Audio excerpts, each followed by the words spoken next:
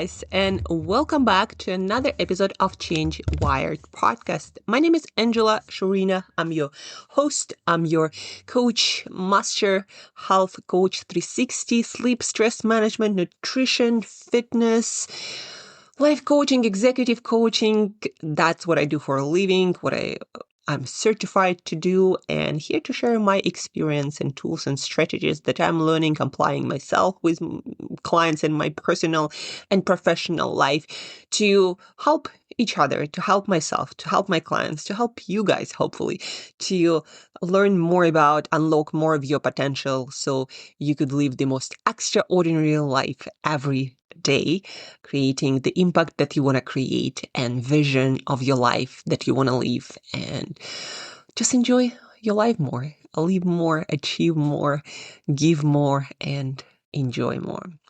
Today, guys, we are talking about, let me start with a question that I got from a friend. A lot of my blogs, a lot of my podcasts are inspired by what's happening in my life, what's happening in my work life with my clients.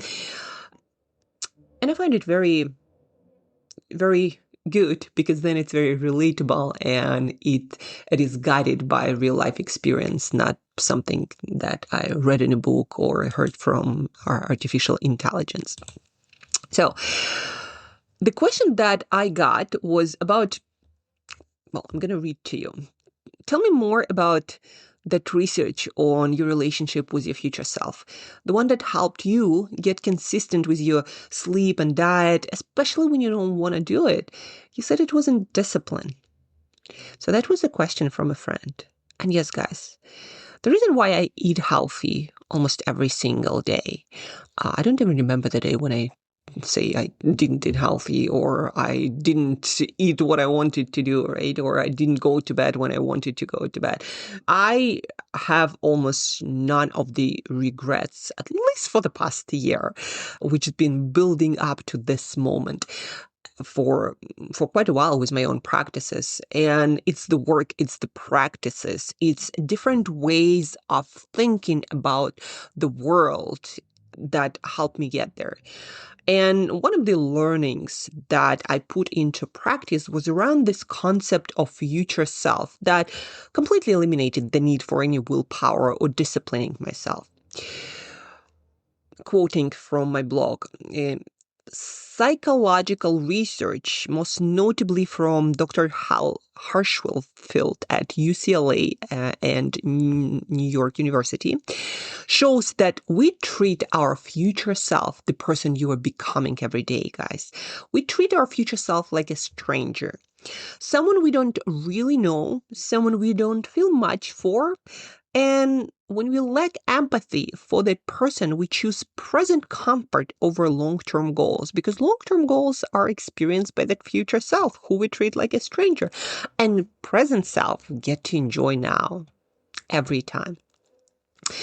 Hirschfeld wrote a book that I absolutely love, recommend, and I read. It's called Your Future Self, How to Make Tomorrow Better Today. And after reading this book, I became even more conscious about my thinking process about my future self.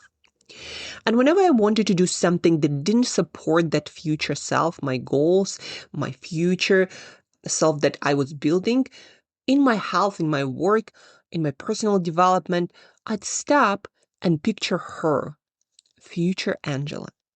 The one who has to live with today's choices, the consequences of my choices today. The one who inherits, whether she wants it or not, everything that I do and everything that I don't do. Chocolate at night because the day felt too hard, I'd think of her. Staying up late with Netflix to escape a rough morning of work I didn't want to face, I'd think of her. And more, I'd make the kind choice for her. And my present self would feel instantly proud too, because it's kind of the same feeling you get doing something good and kind for a friend. And you can feel that same feeling for your future self if you start treating your future self as a friend, not a stranger. And just like any relationship, whether that's with your future self or with someone else, It takes work, it takes time, it takes practice to build. The relationship, this compassionate, loving, kind relationship with the person you are becoming every moment of your day. A couple of practices that in research and in my own practice and practice with clients helps you to, a couple of practices that help you to build that better relationship with the future self that you one day gonna meet, and you need to build that relationship in advance to do more things for that person that you are becoming. First practice, again, research-backed, something that I practice and I practice with a lot of my clients. Write a letter to yourself 5, 10, maybe 20 years out. I imagine Angela at 45, at 50, at 60. What do I want her life to look like, feel like? What pain, what regret do I want her to skip, to avoid? Then I do what supports that vision now. The extra vegetables, the multivitamin, the consistent water, the sleep I'm thinking of skipping. I also recently interviewed 30 entrepreneurs, high achievers. And what I learned from them is every one of them thinks about their future self consistently, sometimes without realizing that, to do the hard things, the hard work that needs to be done today. That fitness, that water bottle by your side, that multivitamin, the protein shake, small things done for someone they'll inevitably meet one day, tomorrow maybe. Nobody wants to face that, that moment when you look at yourself in your mirror and in your life and you're like, that's not exactly where I thought I'd end up. And you know what? That moment can be avoided only by things that you do today. Right, so writing letters to your future self, imagine yourself in, 5, 10, 20 years, whatever speaks to you, and think about that person, how their day is going to go, their life, what they get to enjoy, the pains that they might have because of the things that you choose to do now, right? Every choice, every action has a consequence. Right? That is unavoidable truth of life.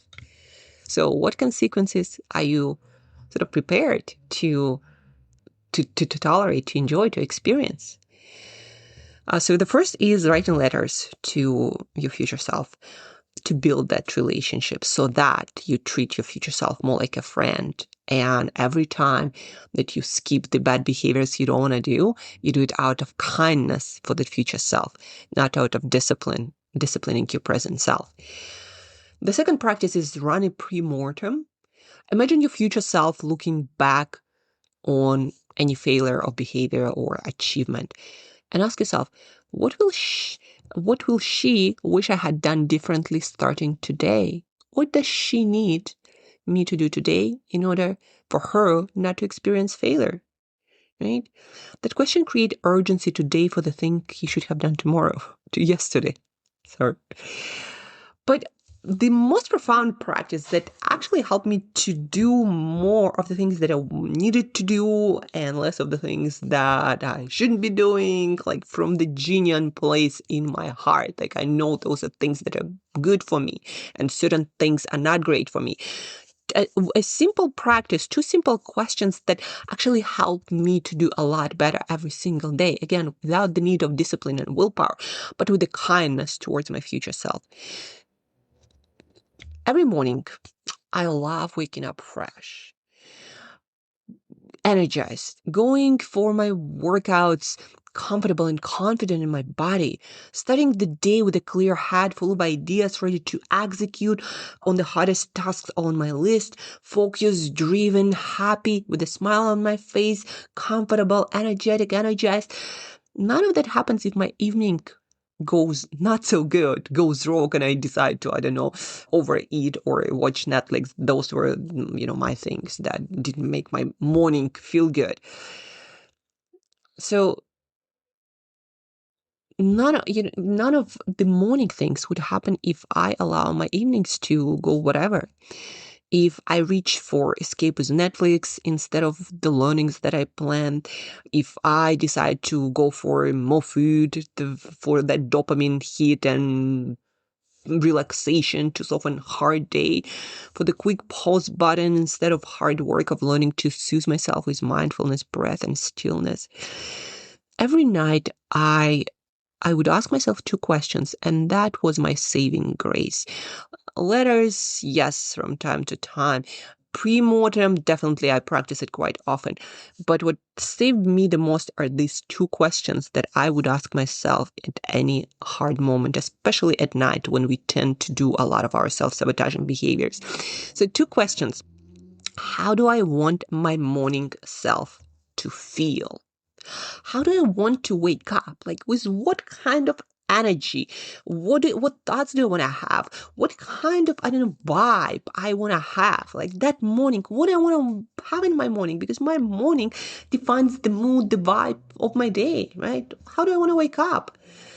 And what does my evening self needs to do to get me there, to get my morning right? Like, what I want my morning self to feel, how do I want my morning to go? And then what does my evening self needs to do right now? What choices do I need to make in order for that morning to happen? Those two questions on repeat build almost everything I'm proud of today in my life. There are things that I'm still working on and I'm not that proud, but every single thing that I'm proud of comes down to these two questions on repeat every evening in the hardest moments of my day. How do I want my morning self to feel tomorrow? How do I want my morning to go to start? And what does my evening self, what does my today self need to do? What choices do I need to make to get that morning, to get that tomorrow? Great tomorrow is built with what we do today. That's the whole premise, right? How do I want my tomorrow to go that morning? And what does my evening self needs to do to get me there? So those were my questions that are based on this research about future self and building that relationship with the future self and realizing that is the person who is your closest, dearest friend, and you get to meet them, every day, every morning. And hopefully you get to experience a lot less of those bitter mirror morning when you look at yourself in the mirror, you think about your life, you think about yourself, and you're like, oh, shoot, I didn't want to end up here. How did I get here? Right?